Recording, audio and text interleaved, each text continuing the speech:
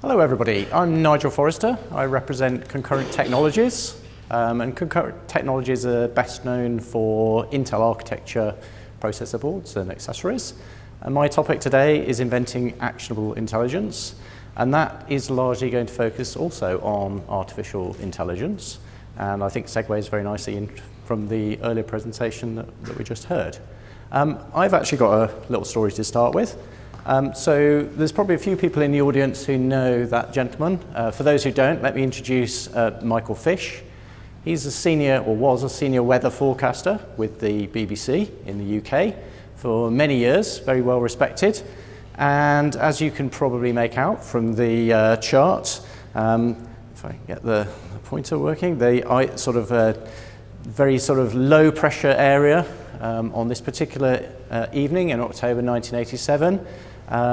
Lots of very close isobars, and his report went something like this. Earlier on today, a woman rang the BBC, and she heard there was a hurricane on the way. Well, if you're watching, don't worry, there isn't. But having said that, actually the weather will become very windy, but most of the strong winds, incidentally, will be down over Spain and across into France. Unfortunately, that didn't turn out to be true. There was a huge hurricane that hit the southeast part of the UK, caused tremendous devastation. It uprooted 15 million trees, and unfortunately for Mr. Fish, most of his colleagues in the BBC couldn't actually get into work the next day. The main BBC recording station was shut in central London. Most businesses were shut.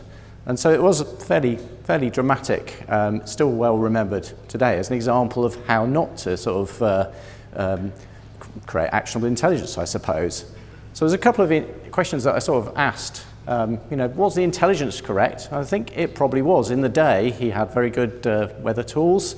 He even had a helpful person ring in to tell him there was a hurricane on the way. Michael Fish actually believes he interpreted the intelligence correctly. Unfortunately, the other 55 million people in the UK would probably disagree with him. And could the intelligence have been useful? Well, I guess the 15 million trees would have still fallen down, but all the people who got injured, the people who got trapped, the people who had to be rescued, would probably have found it very useful. So this talk is really all about, what have we done better since then?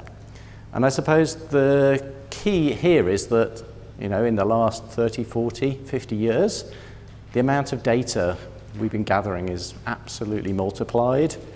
And we've got some really, really clever techniques, traditional techniques, on how to analyze it. But as I said, I'm going to talk really about artificial intelligence and how that can provide a different insight and very much focus that towards inference at the edge. How are we in this community using artificial intelligence techniques to be able to create actionable intelligence at the point of data collection. And just very briefly about AI itself, there's some really interesting things going on, very clever technologies, but I think there's still a long way to go. So the fundamental premise and the new way that we're looking at artificial intelligence is trying to mimic some of the capability of the human brain. I'm not a medical person, maybe Jerry's wife would know better than me, but the human brain is still largely not understood. But what we do know is that there are all these interconnections within the brain, and when you sense something, that triggers a whole host of reactions within the brain, and you magically seem to know what you're looking at. The way artificial intelligence techniques are working these days is to try and mimic that in a rather simplistic way. So there are very well-known networks, GoogleNet, AlexNet, being a couple of common examples of the way that they try to set up the convolution neural networks. Then there are models, Caffe, TensorFlow being frameworks for those models, that then try and interpret or join the dots. And what you do is you train that model using, if it's images, lots of images, to then give you an answer. But obviously the current artificial intelligence technologies tend to be quite focused on one type of application or one type of architecture. And at Concurrent Technologies, we've seen quite a lot of RF, signal intelligence type applications, where you're trying to understand who's transmitting on what frequency, what spectral density, and that is in its own right something that a human can do. I certainly couldn't do it, but there are experts out there who can analyze the RF spectrum waveforms and actually determine that there's a signal of interest in a particular place. But this particular screenshot here is obviously a very simplistic view. This is a little bit more complicated because there's lots more things happening. Obviously in the modern day era, where you have things like software-defined radio, where you've got constant frequency hopping, a lot of these things might be moving about quite quickly. It frankly becomes quite difficult quickly for a human to interpret this information, whereas AI technologies are able to do that very nicely. And we've seen from our compute capability that it's possible to do an RF spectral analysis quite easily with effectively just a CPU product, but that product has to have a decent amount of compute power. It has to be able to be deployable at the edge, so rugged, extremes of temperature and so on, and it also has to have high bandwidth interfaces, and that's the sort of product that we've done for many years. But I do want to introduce this new product. And the only reason I'm showing this is because for many years I've been to this conference and we've heard about optical interconnects on things like FPGAs. This is the first product that we've done that has an optical interface on the VPX backplane. It's a CPU product, but we're now seeing the need to integrate V266.5 style B or C type optical MT interfaces just to get data in from this type of sensor. So that's quite an interesting development where we're seeing migration towards bringing data in faster from different sensors directly into the CPU. So if I develop that a little bit further, there's also other types of applications. So radar or satellite imaging for things like weather is very commonly used, and this sort of thing you see on the television on a daily basis, and there are simulations of these weather patterns that are quite easy for people like me to sort of get a general impression as to where there might be a storm. But actually, there's an awful lot of information in these types of images. Things change very quickly. There's a lot of compute power required to simulate what's going on. And actually, maybe the point of interest, if you were looking at a defense application, might be somewhere that's not immediately obvious to the human eye. So the general idea is that takes more compute power. Another good application is anything to do with video or imaging, where you're streaming live data, maybe now 4K type images, or multiple 4K images at 30 or 60 hertz, and you need to be able to determine instantly the object of interest, as in this example here. So what we found is that that's not possible to do with just a processor board. And again, following on from something that the earlier speaker was talking about, we now have an acceleration engine that enables you to do that. So that connects to a host CPU via PCI Express.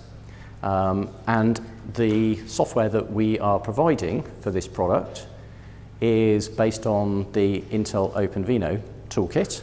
So it effectively enables you to take your model and your network that you are running on a CPU board and actually move that to run on the CPU and accelerator in a relatively simple and straightforward way. And it supports, as you can see from the slide, a number of different types of neural networking capability, and also standard primitives, and also a number of frameworks. So the whole point of this is that it acting exactly like an offload engine, an accelerator engine, without the user having to know much about the underlying hardware. So in this case, this accelerator is actually an FPGA-based accelerator. And as I said, it effectively acts as a heterogeneous resource pool, so that if you try something out on a CPU and you're not getting the performance that you need, you can add an FPGA card. and that will give you a significant increase in performance.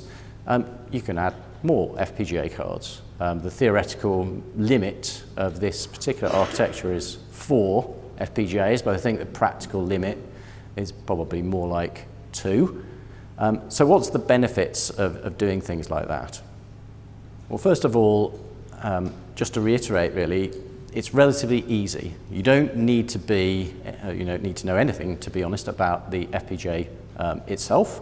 It acts as an accelerator, so it's very easy to try out your model, assuming you have one, but providing you've got the data, then we can help you get that model. The overall performance we've seen is quite reasonable. However, we're starting to get into the realms where swap needs to be quite well understood. Every FPGA you add into a system, or fundamentally GPU, which we should be able to cope with at some point in the future, adds additional performance. And with this particular architecture, it's an additive, it's an accelerator, so you've still got the host CPU there.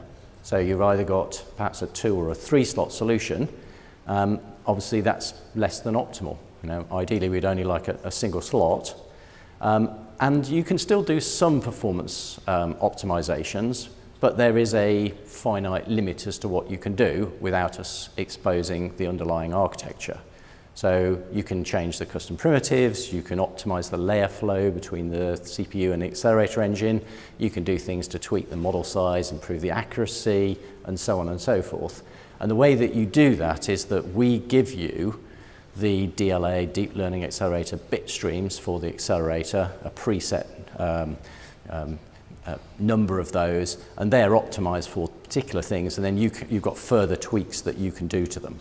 So all great in our first incantation of this accelerator engine, but what we really want to do is to get to this. So this is FPGA accelerator only, and this requires more investment in terms of time. You can't so easily get to this from day one. However, the benefit is that it's much more optimized in terms of size. You don't have that host CPU there. And the way we're doing that is providing an OpenCL board support package for the FPGA. And we then have on top of that the necessary tools to either take your existing model and move that onto the FPGA, or actually develop a complete model, and that's probably the more likely scenario in this case. So, sort of a step approach really to where you might want to go to. So I also have an example to end on, because I think that there's a lot of good things going on in AI, and this is this to me was a bit of an eye-opener, because it sort of says, that it perhaps puts a stake in the ground to say where we've got to with the technology. So what this is quite a well-publicized application.